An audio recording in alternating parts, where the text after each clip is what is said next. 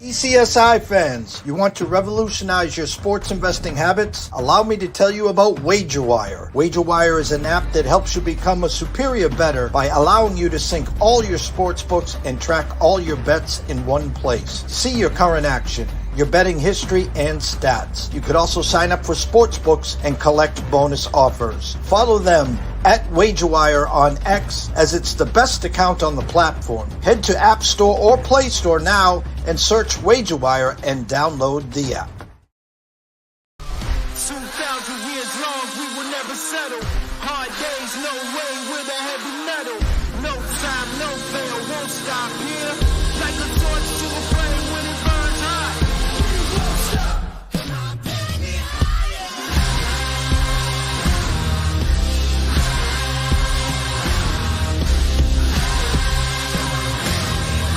a torch to a flame when it burns hot. We won't stop. From the ECSI Sports Studios and the #1 sports investors in America,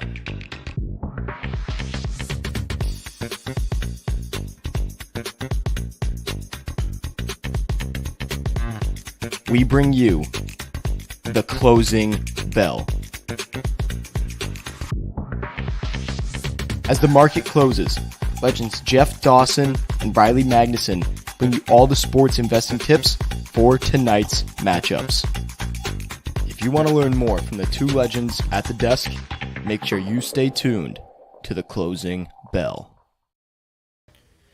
Good afternoon, sports fans from all around the globe. I am the co-host, Jeff Dawson, East Coast Sports Investors, and it's that time of day / early evening for the closing bell with good friend, colleague, and my co-host, Mr. Riley Magnuson, Mr. Southside Riley, as we like to say.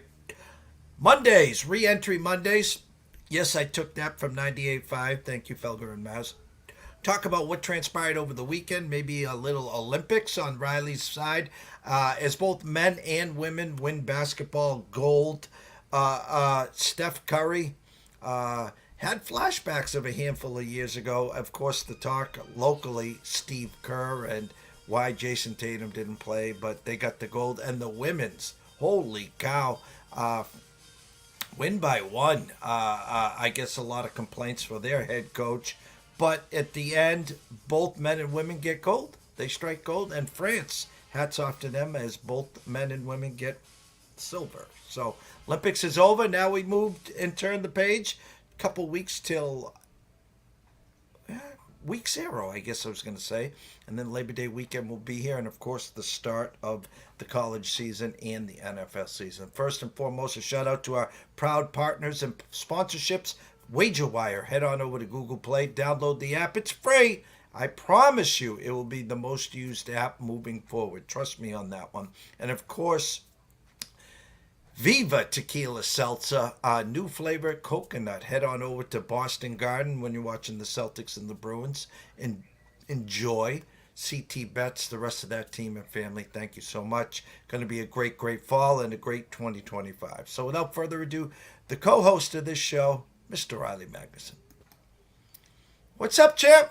What is up, my friend? Happy Monday afternoon / evening, as you said over there. It is a good start to the week, my friend. I am ready to rock and roll. Like you said, turning the page. I had some fun with the Olympics these last 2-3 weeks from all across the board, honestly. There was a few sports that I didn't catch. A friend of mine sent me I didn't catch any breakdancing, and then a friend of mine catches the Kangaroo Act from Australia. I don't know what one that one was, so not sure what we'll see of that one coming forward. But other than that, obviously, yeah, the U.S. men's team getting tested this weekend. Those were some fun games to watch.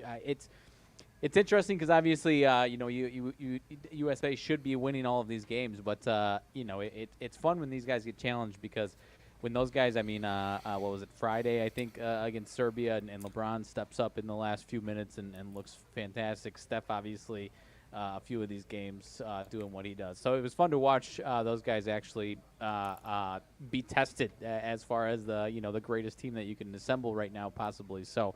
The rest of the world's only going to get better. So one of these times, I mean, on their home turf, I'd be surprised if they let it slip on their home turf, USA, next time around. But sometime in the future, one of these other countries is going to get to catch up to, I would say, both men's and women's. But talking men's at least, I think one of these other countries is going to catch them at some point here.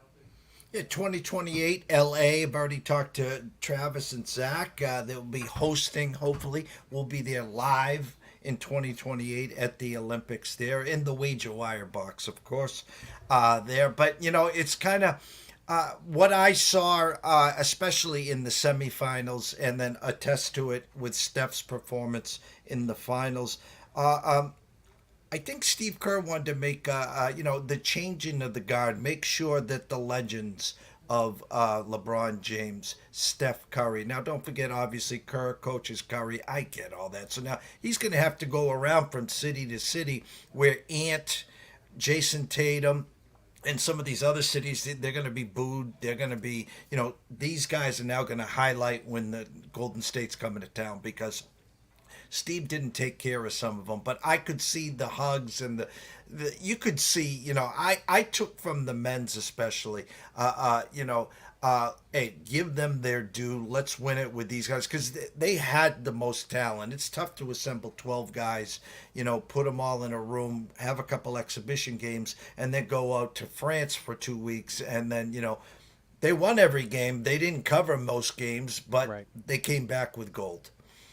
Right, and people always forget it. I mean, it's a testament to how good they are. I mean, these dudes, for the most part, some of them, a collection of them have either played together, or pairs of them, or a handful of them together in past Olympics. But for the most part, these guys are playing together for the first time in multiple years. Whereas opposed to these other countries are dudes that have been playing together year in and year out, whether it be FIBA World Championships or practicing together. They just have different.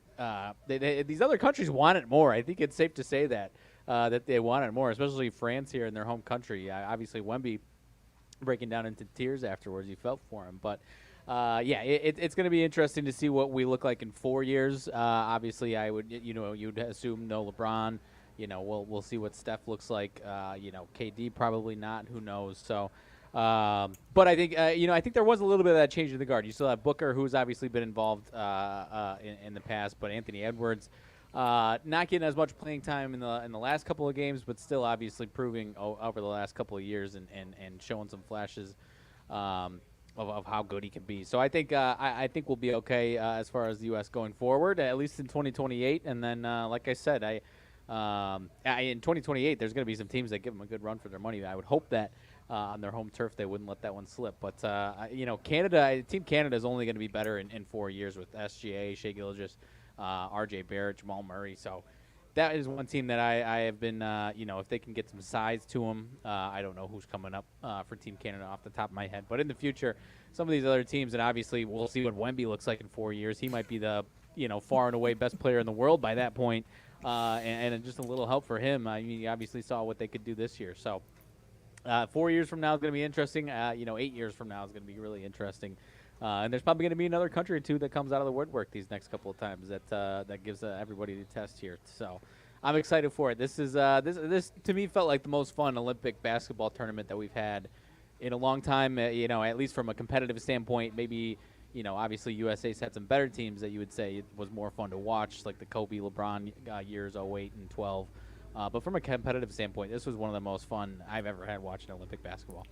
No, and then for the women's, again, Diana Taurasi, I think averaged like 1 point, 1 rebound. Again, why is the 42-year-old on there? Again, give her due. That's what the women did. They weren't going to allow Caitlin Clark and Angel Reese just to walk onto the WNBA. And, oh, by the way, you're part of the Olympics. You got to earn your stripes. So next year, again, the women's team will be anchored by Caitlin Clark, Angel Reese, Boston, and a few others. And then they'll have their veterans as well. So excited for that as well there. Switch gears, golf. Something happened, we talked about Rory's meltdown at the U.S. Open. We talked about Scotty's charge at the British Open. We witnessed Debbie going through the PGA Tour this weekend and start, stop, we can't play, too much water, no fans. I mean, they just did everything in their power to get it done, even with Matt Kuchar walking off the course and coming back today, which is for a whole nother show there. But we haven't witnessed a collapse like this, where on 13, par 4, the gentleman, what's his last name again? Grazerman, Max Grazerman. Max Grazerman eagles the par 4, hits the back of the green, spins back, rolls all the way back in. 4-shot lead, 5 holes to go. Minus 6,500 in some spots. Then goes up to quadruple bogey, 4 putts. Comes back with a birdie, so it's like, all right, we got our sea legs. Well, then just decides to melt down all-time classic, and Mr. Rye or Ray, whatever we'd like to, what are we calling him? Rye? Aaron Rye, I think, is Aaron Rye, is the right who's pronunciation. been knocking on the door. Oh, yeah. Comes in to roost in the final regular season before the FedEx Cup this weekend. Right, and I think this goes to show. I mean, Grazerman, hey, you and I were talking. This is the second tournament in a row that he's got a second place finish. So far, he's proven that he, maybe not have that, you know what of steel or the clutch gene. So far, always can be proven, he can be proven otherwise. He's had a good year though, so I think at least from what he has been. So we could see him in the future as well. But you're right, Aaron Rye has been knocking on the door. One of the better seasons from a guy that you wouldn't come close to considering a superstar. So.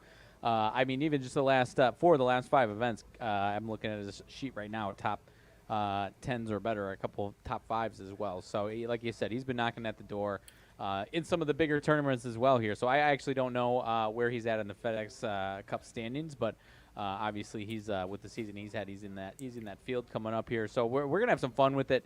Obviously Scotty's got the big lead right now, and Xander's number 2 by a long shot too. So. It's going to be a fun one, and obviously, you never know. A lot of these guys are going to win some big money, but it'll be a fun couple of tournaments, 2 or 3 tournaments coming up here in that. And Brady gave us the carrot. We'll be live here Wednesday at 5 o'clock for the top 70, and then they cut to the 50, and then they go to the 30. And was it the Stableford scoring where Scotty's going to start minus 10, Scheffler's going to start minus 8, and so forth. So my point is, not a lot of people are going to have an opportunity come that final weekend to win the FedEx Cup unless Scotty and Xander absolutely blow up and someone just has a miraculous charge that they make up 6 shots in the day 1 and then they're close to even. Go to your local books, wherever you place your wagers, and take a look at Xander Schauffele to win the FedEx Cup. I think he said you could get it around 245, 250. Right now, the horses for courses, we like to say here, Riley, and no one, I repeat, no one owns this course like Xander. Right. I was trying to pull up some up-to-date odds. I don't see it on my book here. Are you talking about this upcoming tournament, the No. St. Jude, or the whole No. the whole The whole FedEx Cup. Okay. Yeah, I'm still struggling to find that. These guys, I mean, this upcoming one, the St. Jude one, this upcoming week, I mean, Scotty and Xander 1 and 2 there with Rory and Morikawa. So we're gonna have some, big fields. But absolutely, those two, obviously, Xander, the way he's playing, even the Olympics, he obviously fell off of the podium on that last day, but it's not like he wasn't very much in contention for 3 days there. So. Barring anything crazy, he's obviously going to be right there, and I have a chance to catch Scotty. And Scotty has, he's not as in form as he was in the first half of the season. And maybe that's crazy to say. He's obviously playing as one of the 1 or 2 best golfers in the world, along with Xander. He was a little bit more, dominant in the first half of the season. So he's a little more gettable, I guess is what I'm saying. I'm going to be eating my words when he's, winning 1, 2, and 3 in a row, and he just banked $20 million in 3 weeks or whatever the heck it would be. But I'm not trying to discredit Scotty Scheffler. I'm just saying, the two of them have been a lot closer to the second half of the season than what Scotty was doing the first half of the season. if I remember correctly, Xander was at like 23 million. Scotty was at 30, I thought. So Scotty can end up making over $50 million this year, which is just, and his caddy will make over 5 million. I didn't get that application. Shame on me. Maybe in my next life I will be a professional caddy for someone of Scotty Scheffler or Xander Schauffele's career years that they're having here. Lastly, before we dive into the MLB, first and foremost, yesterday in the MLB, the locals where I am right now at Fenway Park, Mr. Jarrett Duran said something he shouldn't have said, got caught on the mic. I had a few colleagues reach out to me. What do you think? I says, I think they're going to suspend him 2 or 3 games. No, that's too soft, blah, blah, blah. He got suspended for 2 games. And the sad part is the kid's having a career year. It wasn't too long ago that he was misplaying balls in center field, having a hard time catching fly balls. This year gets invited to the All-Star game and then wins the MVP. He's that guy we thought he would be, and then just that one slight moment says something A, he shouldn't have said, and B, got caught on a microphone, and C, the only thing anyone's going to remember about this season and him moving forward is what he said. Right, and I'm curious to see how he moves forward from it. I think in the long run, I think he'll be okay for it. I mean, obviously, like you said, it's not where you want to be caught on mic saying. So it's a tough situation there. But I think if he shows that he it was a slip of the tongue, and again, I'm not trying to advocate for what he said by any means, but shows that he's. It was a one-time thing, and he's able to move on from it and put some good grace out there the next couple of years. I mean, after a while, I think it can pass him by, hopefully for his sake. But it's obviously in the year 2024, they'll get you for slipping up the tongue like that. UFC, I watched start to finish at the Apex. I think, don't quote me on it, that the Apex now will be under renovation till sometime next year. He's pumping in, I don't know, $25-50 million for additions, whatever. I watched all the fights. I didn't get an OMG moment. There were some good fights, some competitive fights. We talked backstage before the start of the show. I didn't walk away by coming to the show today, Riley, and say so-and-so is a bad man. No. I'm still waiting to say that again. Thoughts on what you saw on the UFC over the weekend? I know. I was just trying to look back. It's been 2 straight weeks with no knockouts on the main card of these fights, and there wasn't any on the other night's card there. So. Again, I mean, it wasn't a night where you're circling on your calendar as you got to get everyone together to glued to your TV. But if you want to watch fights as you and I both talk about, trying to watch more and more of these fights, these are good ones to watch. But unfortunately, we were talking about there's just lulls in the UFC calendar where you go 2-3 weeks and it feels like nothing really happens, and it's a grapple fest, or it's a jockey back and forth, barely doing anything fest. So. I think that anytime that does happen for a few weeks, it usually turns around and you get some fireworks. But no, I mean, they're really, like you said, you're not coming away from that one, cheering for. Nobody really made you a fan of them. I guess is the problem there. And right now, I think the talent level is as deep as it's ever been in the UFC. But right now, there's just not a lot of guys, especially as guys either age out or fall off of their careers these last few years like they have. I mean, we talked about Tony Ferguson, 8 straight fights. I mean, that was a guy that you could, pencil in anytime he's fighting, you're watching that fight. So, I think the talent is as deep as it's ever been, deeper than it's ever been. But, they need to find a way to put some matchup together. They're going to start breeding some stars, or even some borderline stars that if you're just watching a fight night on a random weekend, you see somebody put together a lights-out performance, and now, you're checking the schedule every week to see when they're fighting next. So I think it'll come around, and like I said, every time it does go a few weeks like this where it's some lulls, and you start to have some fireworks back in the mix. So I think that's around the corner, but sometimes it can be a snooze fest, as crazy as that sounds for a sport where they're fighting in cages here. So from what we're used to, it's not quite where we want it to be. And I know there's star power. I know there's no Conor McGregor back in his prime. I know Amanda Nunez, John Jones. I mean, the list is Cowboy Cerrone. I mean, the list is endless. We're looking for the star power. You know, we talk about Pereira here all the time. Paddy Power. There's some big names. The headline fight this Saturday is, so I don't butcher the names, Duplessis and Israel Adesanya. which will be a great fight. Again, I will be watching that. But my point is, again, must-see TV. I'll bring up a name from the past. Ronda Rousey, when she was coming up and she made her name, people stopped to make sure they watched Ronda. They watched Amanda. They watched Conor. When's Conor fight, you know?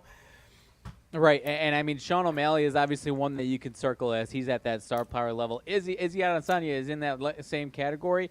Maybe not the Conor McGregor category, but he's near in that category of stars of this generation of fighters. His star power, though, at least in my opinion, has decreased over the last 4 or 5 years. I mean, he obviously had a crazy win streak where it was a must-watch TV, and now he's lost. I mean, he's still obviously at the highest level, and he's obviously fought some incredibly bad men, as we like to say. But he's lost two of his last 3 fights now. So, his star power, he doesn't have that same invincibility that it seemed like he did have for the first couple of years that he was coming up in the UFC. I mean, until he fought, he went up a weight class and fought Jan, and then you realize that, as good as he is, the weight disadvantage is a massive thing there. If you get somebody that's heavier than him, and then obviously you got the 2-fight streak with Alex Pereira. So I think it is going to be a very good fight. But there's a lot of guys that are just, in my opinion, that they're just not moving the needle for the average fan. For anyone who loves watching fights, you're going to watch all these pay-per-views and you're going to watch the title fights and whatnot. But for some of these average fans that are, are looking for the star power and are looking for the highlight reels, they need to find a way to drum up some bigger stars and some more consistent pay-per-views with star power, in my opinion. ECSI VIPs, a week for the ages. We started on Monday 1-1. We go 0-3 on Tuesday, and it's that time of year where we've had a lot of envelope Mondays in the last couple months. And then from the start of Wednesday through yesterday, we're on a 10-0 MLB run. Yesterday capped off with the Texas Rangers. Team total over 4.5. Didn't look good after 5. They scored a bunch of runs. They scored a total of 8 from 5 through 9. Almost came back to beat the Yankees. So we're on a run in our last 43 games where we're 19 games over 500. And with all the dogs that we play, we're up around 25 units. So hats off to an amazing week to the ECSI VIPs. Anyone just joining us and don't know what that's about, go to our website at eastcoastsportsinvestors.com. Top right is plans and pricing for $3 a day. We call it a welcome to ECSI. It's your ECSI gym membership. You will get all our plays, our breakdowns, our reason whys, our futures, etc., etc., etc., sent to your cell phone via text and email daily. No days off here. If we take a day off, you get an email and a text that says, hey, day off, enjoy the day. So take a look at that there as well. 11 games on the docket today, and I was on Sports Grid not once, not twice, but 3 times yesterday. 3 different shows, 2 segments in each show, breaking down yesterday's games. And at night, I broke down today's games, some overnight numbers. And now I woke up this morning, and now we're here at the closing bell. Had some movements, had some scratches, had some additions. I'm going to be honest, it's not the greatest card today, Riley. No, it's tough pickings. You have an interesting case where we've seen it a few times this year where there's a handful of teams that had the day off yesterday. And so you got a team that was traveling all day or, all evening on Sunday, and you're showing up to a town where the opposing team didn't play the day before. There's a couple of situations like that, I think. But I wanted there was one game that obviously you've got my White Sox hosting the Yankees. That was one of the situations. The White Sox were off yesterday. Yankees got to travel.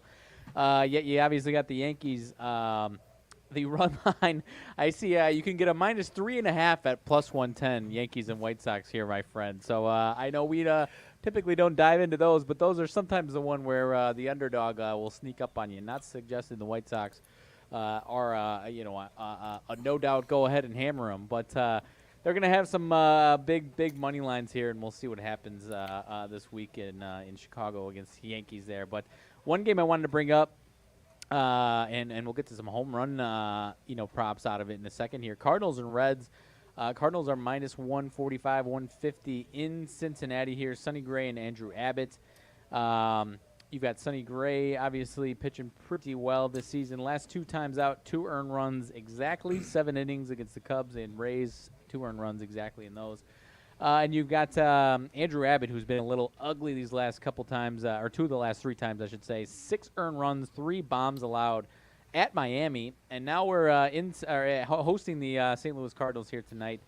The line doesn't seem too crazy to me, but one thing I noticed out of this one, trying to prepare for some home run props out of this one, Nolan Arenado plus 285, Paul Goldschmidt 255, and Wilson Contreras plus 230 to hit bombs out of this game, my friend. All on the side of the Cardinals with those type of numbers. And I'm looking at my spreadsheet to the left, my spreadsheet to the right, and I'm looking at the under-overs. 8.5, 8, 8.5, 8.5, 8.5, 7.5. It just was a 7, by the way, and that's Houston, Tampa. Red Sox, Texas, a 9. I thought that'd be a 10.5, 11.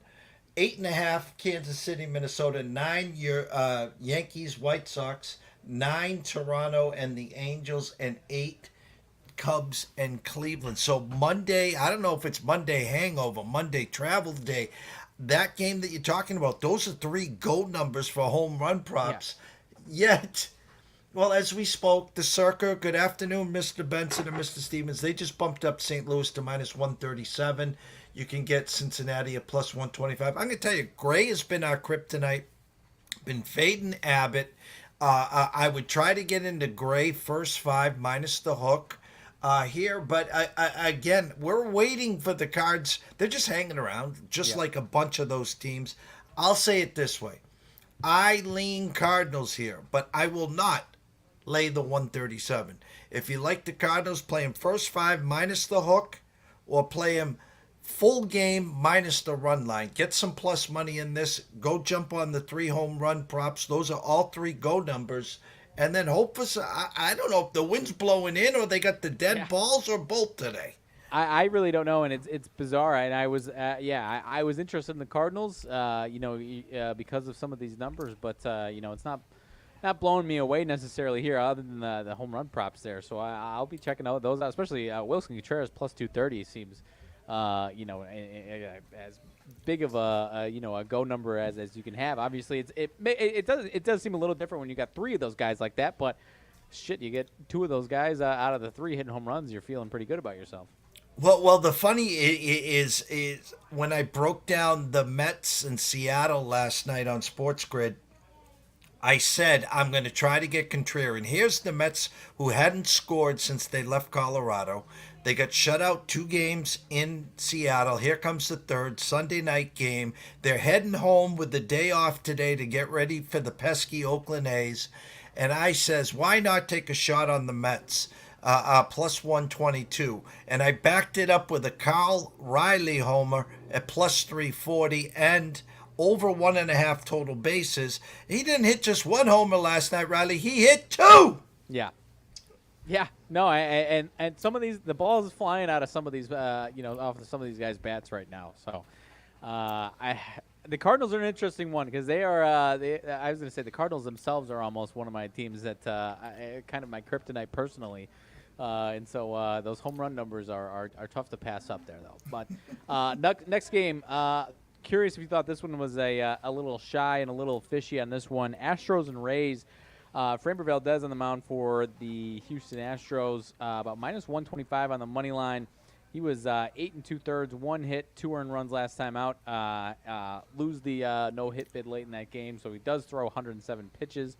And you got Bradley on the mound for Tampa, who for a month and a half, 2 months, was absolutely dynamite. Last 2 times out, 4 earned runs and 5 earned runs last time out on 9 hits. In St. Louis, back home now. And on top of all this, you have the Astros coming in. I think it's 5 in a row in the win column.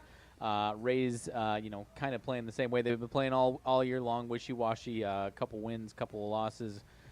back and forth. So did you think this one would have been for Valdez on the mound? And obviously you almost have to treat it like he's coming off of a no-hitter, but did you think this one was a little slim there on the Astros side of things? Great eyes, Riley. You've been taught and schooled very well because I agree. Don't forget, Astros coming off a 3-game sweep at friendly Fenway Park, absolutely torched the Patriots. I was going to say the Red Sox bullpen. James Paxton blows out a calf or something, so back to the bullpen yesterday in the first inning. I think it's a trap. I do lean Rays here, and I tell you what, I'm looking. The under/over went from 7 to 7.5 in the last 3 minutes. Little cherry on top here. Tampa Bay Rays team total over 3.5. You can get that at plus 115. I do like the Rays today if I was to play the game, and I would put a little pizza and beer money on them to get to 4 or better tonight. I like it. Yeah, and Bradley could absolutely bounce back. I mean, he had a stretch of 3 games in a row of, I think, shutouts, at least in his starting role, and then a couple ugly ones there. So, next one up, kind of curious on your thoughts of this team in general. You've got the Rangers and Red Sox. Red Sox still in the thick of the wild card race. Rangers get swept by the Yankees over the weekend, lose 2 out of 3 in back-to-back series before that to Houston and Boston at a point where, before those we thought maybe this team could scrap their way back into the playoff picture. They are 3-7 in the last 10 games, so all of those series that I just talked about there. Are they at a point where, is it still a last-ditch effort here against this Red Sox series, or are we at a point where, they just, kind of got the taken to the woodshed these last few series and 3 critical series to save their season? Are we giving up on the Rangers? Are they giving up on themselves, or they got one more burst left in them? They were stuck in no man's land. Max comes back. Max is back on the DL. No sign of DeGrom. They were going to move Eovaldi. They didn't. I think they're going to end up living off of their laurels. If one of these 2 teams gets swept, you can pull the plug on them. Give us an update on the Red Sox here. You're not going to see Paxton, I don't think, for the rest of the year. As I said, the bullpen is past tax. On the grid last night, Mark Zeno brought up a great point, and again, can he get there is the question. Alex Cora is handing the ball to Mr. Bayo tonight and says, I don't care if you give up 10 in the first and 9 in the second. I got no one behind us. You got to get us to the 6th inning. So I think his under/over for prop for outs tonight is 17 and a hook. Take the over. So you got to get to the 6th inning and 2 outs. Okay? Take the over there because, again, we got no one back there. Cora called me up, and I says, my arm's sore. I can't get up there. He's looking for arms. Okay? So my play on that, over 17.5 outs recorded by Mr. Bayo tonight. This is the one. They score a bazillion runs for Bayo. This was going to be the shootout at the OK Corral. First 1 to 7 wins. Texas team total 4.5, juiced under, minus 125. And I was waiting for the Red Sox to be 5.5, and it was a go number for me. Well, it's 4.5, juiced over, minus 20 cents to say, come on down. Again, I don't know if Debbie's hiding out behind the wall that I'm at here and the wind's blowing in because this makes 0 sense to me. 0. So the other site's got a 4.5 minus 110 either which way with a flat 9. So the final score of this game is probably going to be, 4-2. Trust me, I have no idea. Yeah, no, it's a weird one, and there's really no Corey Seager 3-1 for a home run out of this game. I think is or Devers 255 actually.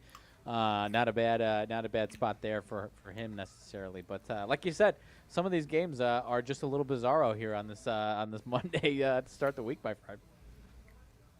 Yeah, if someone wanted to take the Rangers team total over 4.5 at plus 105, I have no problem with that whatsoever. Knowing what we got in the back end, unless Bayo just has one of those Pedro-esque moments and, here, get on my back, guys. I'm going to take us to the 8th inning today. Again, over 17.5 outs. I will be charting that one a lot tonight. Yes. All right, one more, and then I'll kick it to you if you've got anything else to to finish it off with. Were you surprised how big this number was? You've got a Pirates team in San Diego for the Padres. Pirates on a little bit of a losing streak. Padres coming in playing really well. Pitching matchup a little lopsided, I guess I would say, for the most part here. Marco Gonzalez on the mound for Pittsburgh, not really showing anything, showing his true colors these last couple, has gotten beat up a little bit these last two. Joe Musgrove on the other end for San Diego has looked really, really good these last three. Is this just clear, cut, and dry? San Diego's playing really well, Pittsburgh's playing terrible, and we're slapping on a minus 200, or is there more to see out of this one? I have on this screen Woodford. Now, was he scratched for Gonzalez? Oh, you're right. I do have. That's why what I said. Ugly. I guess I don't know who scratched. I got on the same site. I've got Gonzalez when I click into it, and Woodford on the main page here. So I guess I don't know who's pitching that one. Well, Padres are Jekyll and Hyde. Put them on the road, give them the 9 innings, and they're going to put up boatloads. Bring them back home, and I don't know if it's the park. I don't know what it is, but they're a lot closer games. So again, lean the San Diego side. If you want to play them first 5 minus the hook, you want to play them full game, which I don't advocate, minus the run line. God bless you. My point is there was some money trickling in on Pittsburgh. There was. Now there's a correction where San Diego minus the 193. I mean, guys, it's too much for me. San Diego off a long trip, usually the first night back. Haven't seen the wife, the kids, the girlfriend. They get that little sea legs there. The Bronx Zoo effect, I like to say. So it's kind of a pass. Let them get this game in, and then we'll go take a look at who's going tomorrow. I like it. Any other games to mention before we get on out of here? The hottest team offensively, is this Arizona Diamondbacks team, and they are in form of last year's second half, and they got fat on the mound against Quantrill, who's been, I would like to say, a Jekyll and Hyde. I've tried to fade him a few times. He's actually pitched okay. I mean, overnight, Arizona minus 235. They're minus 290. You can't get in there. An 8.5. I mean, Diamondbacks are scoring 9 runs in 2 innings. They're just in fuego right now. And I look over at the team total, and again, baiting us. 5.5 juiced under minus 130. Again, if you want some late night action at 9:40, I would just take the plus 120, and the Diamondbacks need a touchdown today. You need 6 or better from the D-backs. They're giving me plus 120. I'll take a shot with it. I know Colorado's back end is not good at all, and just hope that they score early and often, because most likely they won't be batting in the 9th inning, Riley. Right. Any home run props today, my friend? Other than, I mean, we laid down some of the numbers that jump out on some of the games we were talking about there. I was trying to look for another one here before we get on out of here. I did like the Devers one that you talked about. If I'm not mistaken, and this would be crazy, but I'm going to give one to the house here, unless his number's 4-1 or something. The return of Mookie Betts. Ooh. What is his home run prop? Let's see.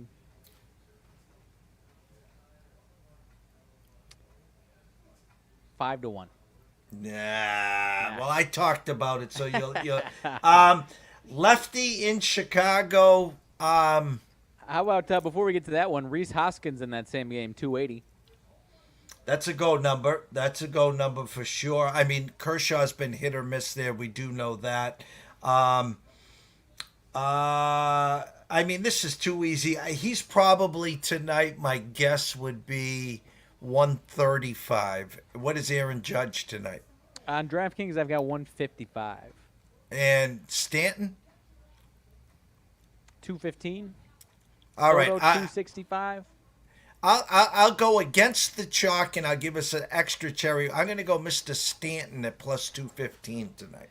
Yeah, I think that's a good move. Mr. Kai Busch for the White Sox, start number 2 of his career, could be in for a rough one here tonight. And Stanton, 2 home runs or a home run each of the last 2 days there, so he might be heating up a little bit. The other guy, not a crazy go number, but a pretty good number for him. Byron Buxton, 350.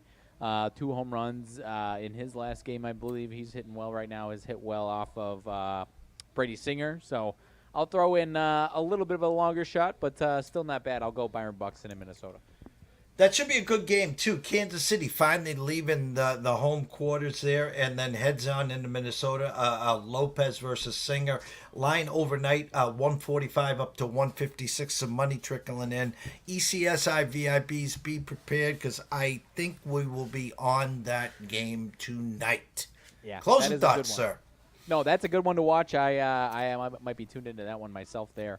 But other than that, nothing too crazy. We obviously, like you said, you were turning the page to, I feel like we kind of did this spiel about a month ago, turning the page to nothing but baseball, but then we had the Olympics to hold us over a little bit there. But now we've only got a couple of weeks here, as you were saying, until week 0 for college football. So I am geared up and ready to get going with that for college football in general, but obviously Big Ten as a specialty over here, my friend. I am ready to rock and roll, and we'll have some fun up until then with baseball and UFC. We've got a big one this weekend in the UFC, as we were kind of alluding to with Adesanya and Duplessis. But Kai Kara-France on the co-main event, Dan Hooker on the main card, tied to Ivasa. Talking again, a bunch of guys that just to reiterate this conversation. If you're a big fight fan, obviously Adesanya is a huge superstar, but the 4 guys on these other fights that I just named are borderline stars, but not moving the needle for the average fan there. But if you're trying to watch it and be fans of these guys, these are a few guys that and Dan Hooker's a big underdog, but he's obviously one that is kind of the next the older guard a little bit at this point. But and nonetheless, these guys are fun to watch, and it's going to be a good one to watch. It's not your biggest star-studded one top to bottom, but it's about as good as we can get without any of the mega superstars on the card, my friend. Tomorrow night, myself and Riley will be back at 5 o'clock for the closing bell. Scotty Webb will be back at 6:15 for In the Batter's Box. On Wednesday, Wednesday, 5 o'clock, myself and Brady Kannon will be breaking down the first weekend of 3 in the FedEx Cup. And on Thursday, Gam Lou Fight Night Fortunes will be back on Thursday at 3 Eastern. And, of course, on Friday, no hurricane, no tropical storm up the East Coast, so it looks like Sean Alvarez will return. Mr. Smooth Turn to himself, talking some Del Mar and some Saratoga. So for myself, Jeff Dawson at EC Sports Invest, the one and only Riley Magnuson at Riley_Magnuson, the one. We wish everyone a blessed day. ECSI VIPs, congrats. Enjoy Envelope Monday. Anyone with any questions, comments, concern can always send us an email at eastcoastsportsinvestors@gmail.com or head on over to our website, of course, at eastcoastsportsinvestors.com. Shout out to WagerWire. Amber, for the land. Yes. Happy Monday to everyone. Shout out to, of course, Food Truck Festivals of America. Great event on Saturday. Weather held up nice, hot as Haiti, but it was a good time. This Saturday will be in Buzzards Bay, and Sunday will be in Portsmouth, New Hampshire. Enjoy the night, people. We will see you soon.